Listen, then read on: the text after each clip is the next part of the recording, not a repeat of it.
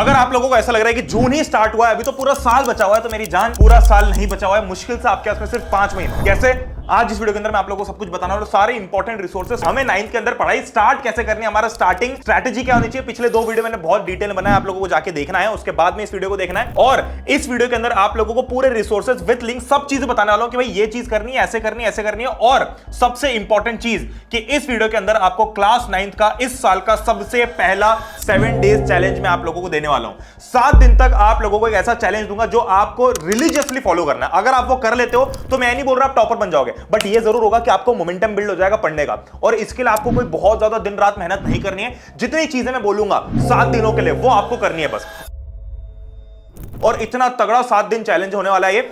और जो बच्चे 7 दिन इस चैलेंज को अटेम्प्ट करते हैं, मैं ये नहीं कह रहा कि बहुत अच्छे, बहुत स्कोर ले आते हैं या बहुत टॉप मार जाते हैं, वो सब तो ठीक है। सिर्फ अटेम्प्ट अगर आप लोग करते हो तो इसका मतलब ये है कि भाई तुम लोगों के अंदर वो जुनून तो है कि अपने को कुछ करना है। तो जितने ही बच्चे 7 दिन रिलीजियसली सारे मेरे जो दिए हुए टास्क को अटेम्प्ट करते हैं, तो आप लोगों के लिए कुछ ना कुछ सरप्राइज मैं जरूर लेके आऊंगा। और जो टॉप 10 रहते हैं इन सब में, इन सब के अंदर, उनको कुछ ना कुछ गुडीज भी मिलेंगे और बढ़िया सरप्राइजेस मिलेंगे। तो ये सब चीज आप लोगों के लिए होने वाली है और ये सब कुछ फ्री में है, टोटली फ्री में है। किसी भी चीज का कोई भी पेमेंट आप लोगों को नहीं करना है। सारी चीजें जो इस वीडियो के अंदर बताने वाला हूं, ये आपकी क्लास 9 को 1 जून से ही, जिस भी तारीख में आप जून की देख रहे हो, उस तारीख से आपकी जो जून से जो पूरी की पूरी 9th की कहानी है वो बहुत ज्यादा सॉर्टेड होने वाली है। तो सबसे पहले तो क्या भैया जून से स्टार्ट करने में हम लेट हो गए, हमारे समर वेकेशन हमने खत्म कर दिया, हमने मई में कुछ नहीं पढ़ा, अप्रैल में कुछ नहीं पढ़ा, तो मेरे जान कोई टेंशन वाली बात नहीं है। आप अगर जून से स्टार्ट करने का सोच भी रहे हो ना, तो बहुत अच्छी बात है, ठीक है।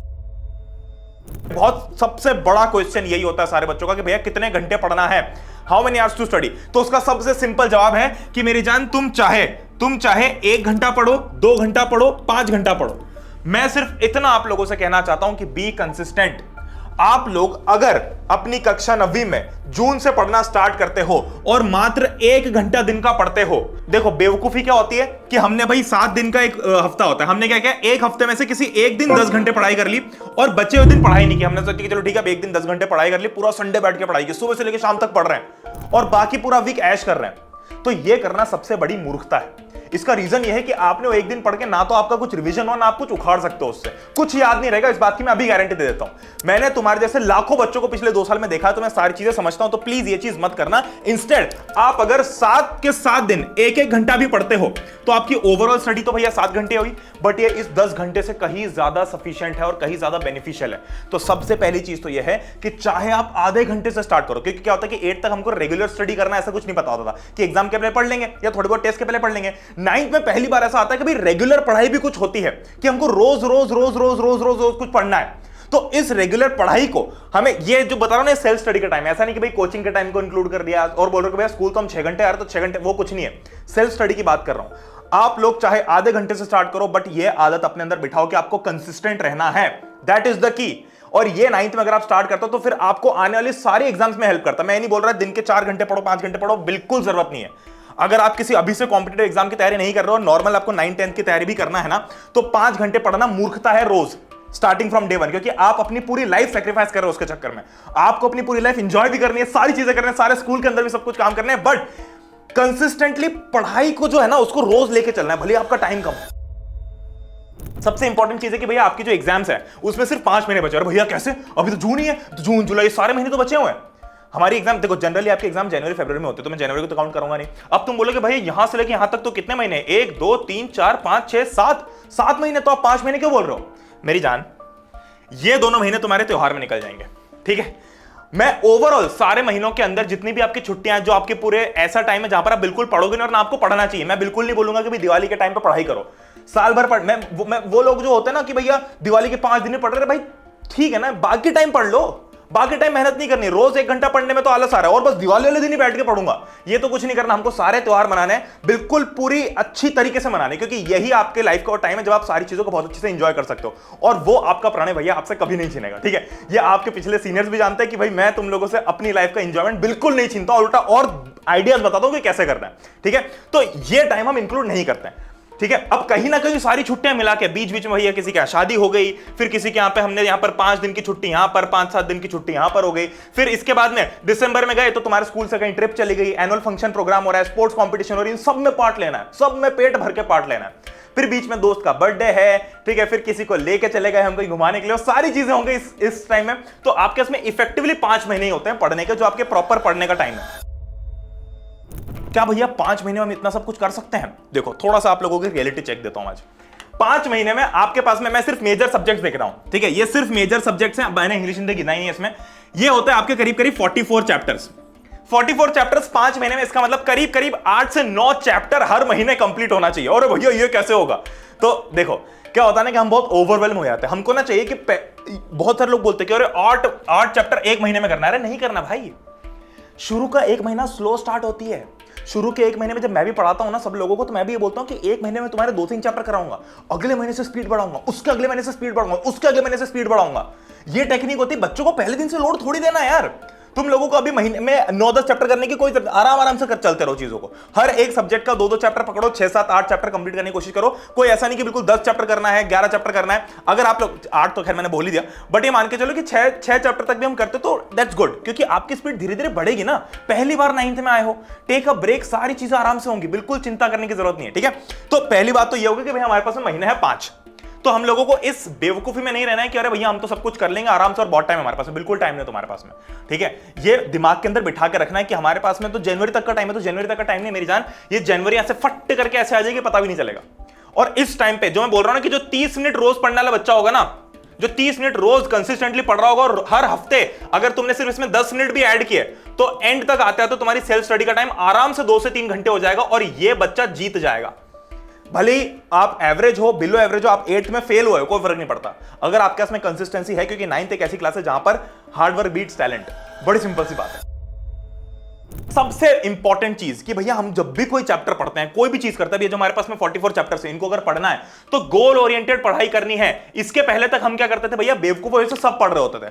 अभी हमें अपना गोल डिफाइन करना है, जो मैंने तुमको पिछले वीडियो के अंदर बताया था कि गोल कैसे डिफाइन करते हैं। बड़ी सिंपल सी बात है, हमको बस इतना दिमाग में बैठना है कि हमारा टारगेट क्या है 9th से, हमें 9th से उम्मीदें क्या है। क्या हमारी 9th से उम्मीद है कि हमको साइंटिस्ट बनना है? मैक्सिमम बच्चों की नहीं होगी। क्या हमारी 9th से उम्मीद है कि हमको एस्ट्रोनॉट बनना है? मैक्सिमम बच्चों की नहीं होगी। तो इसका मतलब हमारी 9th से बेसिक उम्मीद क्या है कि 9th के एग्जाम में हमारा बहुत अच्छा परसेंटेज आए। आपका गोल क्या है? Be clear on this. आपका गोल क्या है कि आपके 9th के एग्जाम में बहुत अच्छे मार्क्स आए। अब आपको चाहिए क्या? आपका गोल है भैया मार्क्स। उन मार्क्स के लिए आपको गोल ओरिएंटेड यानी कि मार्क्स ओरिएंटेड पढ़ाई करनी है। हम लोग क्या करते हैं भैया, सब कुछ पढ़ेंगे, एक किताब ये भी लाएंगे, वो भी लाएंगे, और 50 किताबें लाएंगे और सब कुछ पढ़ेंगे। भाई उससे कुछ नहीं होगा। तुम्हारे नंबर ज्यादा किताब पढ़ने से या ज्यादा पढ़ने से भी ज्यादा नहीं आएंगे। आपको सिर्फ गोल ओरिएंटेड पढ़ाई करनी अगर है, अगर आपको मार्क्स चाहिए ना, तो मेरी बात मानो, जैसा मैं बोलूंगा ना बस वैसा पढ़ना साल भर। जो जो चीजें मैंने बोली है ना कि प्रणय भैया अगर हाफ ईयरली में ये करने का बोल रहे हैं तो इनकी ये बात मान के कर लो। पर आप बहुत सारे कई बार पिछले साल भी मुझसे हजारों बच्चे पूछते थे कि भैया यार आप इतना कम पढ़ने का क्यों बोल रहे हो, आपने तो बोला कि सिर्फ ये करके जाओ, एग्जाम के अंदर तो हमको बोला कि इतना सब कुछ आएगा। पर अल्टीमेटली जब एग्जाम देके आता है तो बच्चे बोलते भैया ये पढ़ के हम गए तो हमारा सब कुछ निकल गया इसमें। ये 9th के बोलते हो, 10th के बोलते, क्योंकि प्रॉब्लम ये है ना कि 9th क्लास के अंदर देखो, 10th के अंदर तो भतेरे लोग हैं जो सारी दुनिया भर की बात कर रहे हैं और सब कुछ सारा ज्ञान है और बिल्कुल भर पल्ले अवेलेबल है।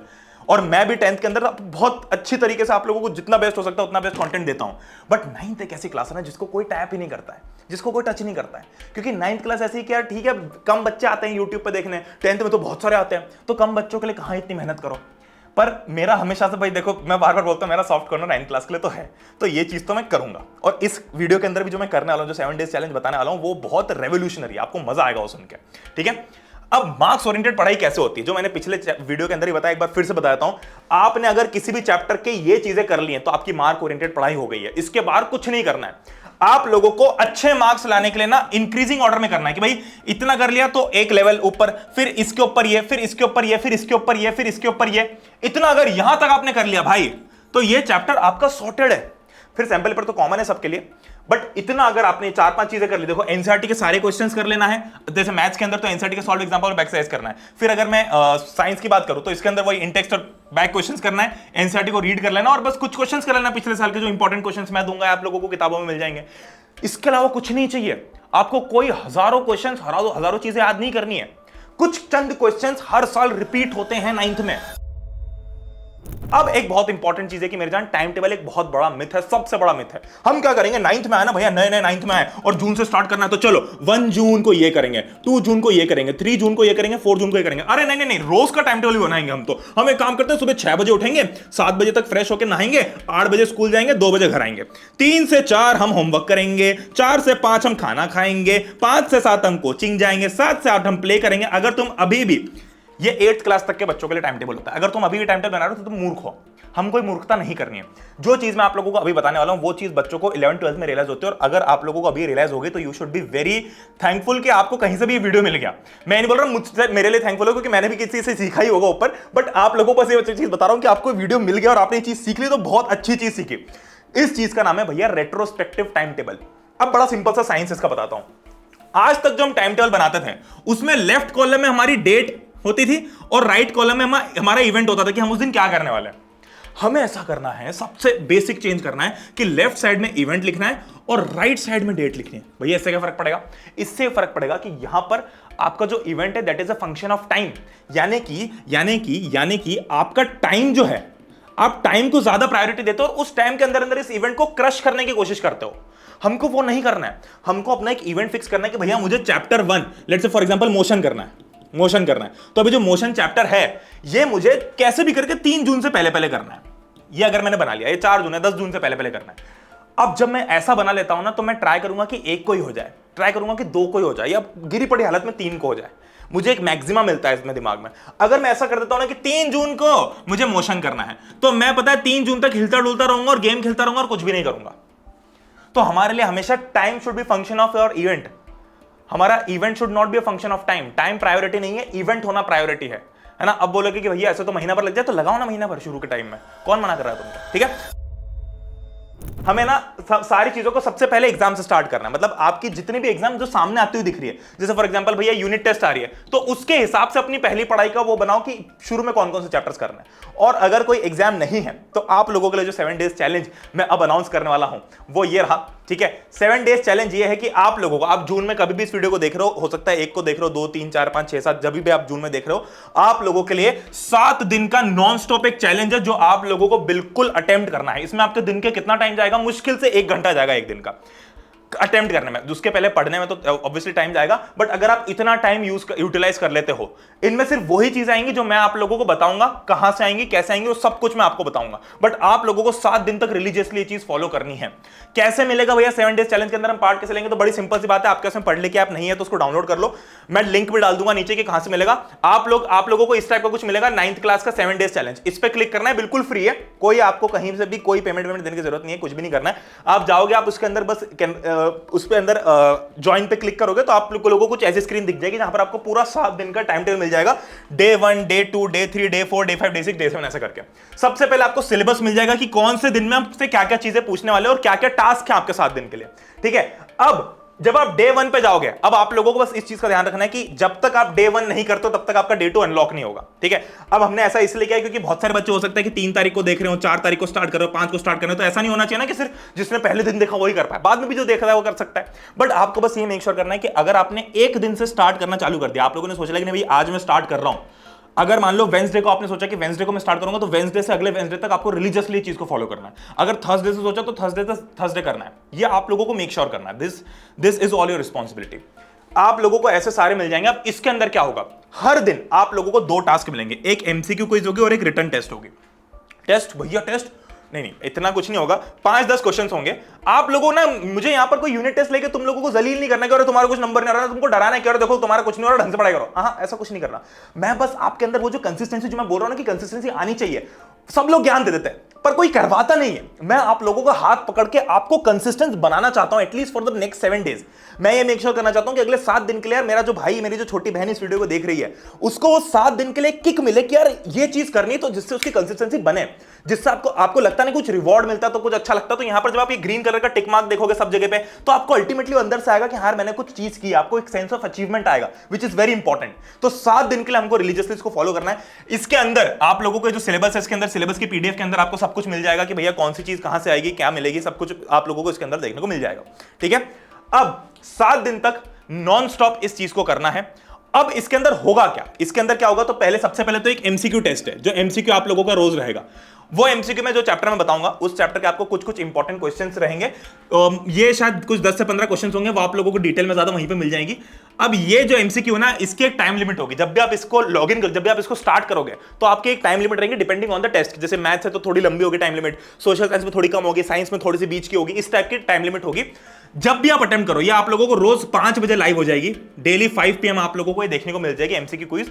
जैसे डे 1 है तो डे 1 की शाम को 5 बजे मिल जाएगी, ताकि आप लोग कोचिंग वगैरह से, स्कूल वगैरह से आ जाओ। 5 बजे के बाद आप कभी भी स्टार्ट करो, आप लोगों को टाइम लिमिट मिलेगी। बट जब आप स्टार्ट करते हो, स्टार्ट करते से ही आपको खत्म करना है। आपने कंप्लीट किया, आपका पूरा अटेम्प्ट हो गया ये, ठीक है। अब ये जो एमसीक्यू है, ये 7 दिन जो एमसीक्यू होंगे, अब इन 7 दिन में जितने भी बच्चों ने एमसीक्यू में सबसे टॉप स्कोर किया, यानी कि सही आंसर्स विद लीस्ट टाइम, सारे आंसर सही होना, मतलब मैक्सिमम आंसर सही होना और कम से कम टाइम में, तो ऐसे जो टॉप 10 बच्चे हमारे बनेंगे, इसमें से जो भी टॉप 10 आप लोगों में से होगा, इन लोगों को बहुत अच्छी हम गुडीज भी भेजेंगे, ठीक है। बढ़िया मजा आएगा और बहुत सारे सरप्राइजेस आप लोगों को मिलेंगे। और इसके बाद में जिन बच्चों ने सब कुछ अटेम्प्ट किया है, भले टॉप 10 में नहीं आए, बट सबके पास में सब कुछ अटेम्प्टेड है, एक भी टेस्ट, एक भी असाइनमेंट छूटा नहीं है, उन सारे बच्चों को कुछ ना कुछ सरप्राइज जरूर मिलेगा। सब लोगों को कुछ ना कुछ मिलेगा। वैसे आप लोगों को मोटिवेट करना चाहता हूं कि भाई तुम 7 दिन करो, मैं अपनी साइड से जितनी जान डाल सकता हूं डालूंगा, बट तुम लोगों को जागना है बस, ठीक है। अब एक तो एमसीक्यू हो गई है ना, और दूसरी रोज आपकी एक रिटर्न टेस्ट होगी। रिटर्न टेस्ट कोई बहुत ज्यादा नहीं होगी, इसके अंदर बस 5-7 कुछ इंपॉर्टेंट क्वेश्चंस होंगे, बट आप लोगों को रिलीजियसली इसको एक पेपर पे लिख के अपलोड करना है एज एन असाइनमेंट, जो हम अपने स्कूल में जनरली करते हैं, बट स्कूल के हम सुनते नहीं। बात सीधी सी बात है, जितना मैं अब बड़ी कटु सत्य की बात है कि तुम मुझे तो जानते नहीं हो, तुम कभी मुझसे मिले भी नहीं हो, है ना। भले आप लोगों को पता हो कि यार हमने प्रणय भैया के सीनियर्स हमारे जो थे, वो प्रणय भैया का उन्होंने बताया कि भाई 9th का चैनल है, इसको जरूर फॉलो करना है, ऐसा करना, वो सब कुछ चीजें, बट कभी हम मिले नहीं है। आप अपने टीचर से रोज मिलते हो, फिर भी आपको अपने टीचर से ज्यादा भरोसा यूट्यूब पे होता है, ये कटु सत्य है। तो मुझे पता है कि तुम लोग ये अटेम्प्ट करोगे, ठीक है। तो सारे बच्चे इस चीज को फॉलो करेंगे अगले 7 दिन के लिए, स्टार्टिंग फ्रॉम टुडे। जितने ही बच्चे जाओगे, ऐप के ऊपर आपको आज से सब कुछ देखने को मिल जाएगा। जो भी वीडियो को बाद में भी देख रहा, आप लोगों को पहला दिन डे 1 से स्टार्ट करना है अपना, ठीक है। और ये सारी चीजें करके एक प्रॉपर असाइनमेंट की तरह आपको पेपर को स्कैन करके अपलोड करना है। जितने भी बच्चों ने सब कुछ अटेम्प्ट किया होगा, आप लोग फुल्ली अटेम्प्टेड कैटेगरी में आओगे और आप लोग हो जाओगे भैया असली, क्या बोलते हैं उसको, असली वॉरियर, और जो 9th को बिल्कुल तोड़-फोड़ तरीके से स्टार्ट करने को तैयार है। तो that being said, I will see you all in the 7 days challenge. और जितने भी बच्चे नए आए हैं, मेक श्योर कि आप इस चैनल को सब्सक्राइब कर लो। आपको बहुत ही अमेजिंग कंटेंट और सारी चीजें जो सबसे बेस्ट YouTube पे क्लास 9 के लिए वो यहां पर मिल जाएगा। अब एक और चीज बता दूं कि जो लेक्चर्स हैं वो आप लोगों के लिए फ्री में ऐप पे मैंने डलवा दिए हैं, तो YouTube पे भी अवेलेबल हैं, तो आप YouTube से भी डाल सकते हो। बट अदरवाइज मैंने ऐप के अंदर भी, जैसे मैंने आप लोगों को भी ये चीज बताई कि यहां पर आप लोगों को इस टाइप का एक कोर्स टाइप का मिल जाएगा, वैसे ही आप लोगों को फ्री कोर्स मिल जाएगा क्लास 9 का, जिसके अंदर सारे लेक्चर्स अपलोडेड है एड फ्री। बहुत सारे बच्चे बोल रहे थे कि भाई हम पुराने लेक्चर देखना तो चाहते हैं, बट उसमें ऐड लगे हुए हैं, तो वो मतलब ऐड है या फिर YouTube पे बहुत सारे डिस्ट्रैक्शन होते हैं, तो आपको यहां पर वो सब चीजें ऐड फ्री मिल जाएगी विदाउट एनी डिस्ट्रैक्शन। तो आप यहां से जाके एक और कोर्स बनाओ, फ्री कोर्स क्लास 9 का, क्लास 9 सिलेक्ट करोगे तो आपको वहां पर इजीली मिल जाएगा, ठीक है। तो इसी के साथ में हम लोग मिलते हैं नेक्स्ट वीडियो के अंदर, तब तक के लिए गुड बाय, टेक केयर। एक और चीज बता देता हूं कि मैं आप लोगों के लिए फ्रेश न्यू सेशन के लेक्चर्स भी लाने वाला हूं। तो जो हमारे सबसे मोटे मोटे इंपॉर्टेंट लेक्चर्स आएंगे वो है मोशन और फ्रेंच रेवोल्यूशन। ये 2 लेक्चर्स भैया आप लोगों को मेरे पुराने यूट्यूब पे भी मिल जाएंगे, बट अभी नए सेशन की नई जश्न के साथ में हम इन दोनों लेक्चर्स को भी करने वाले हैं बहुत जल्दी चैनल के ऊपर। तो हम लोग मिलते हैं नेक्स्ट वीडियो में, तब तक के लिए goodbye, take care, love you all, जय हिंद, वंदे मातरम, see you in 7 days challenge. और मुझे पता है तुम लोग पक्का कर लोगे पूरा इसको।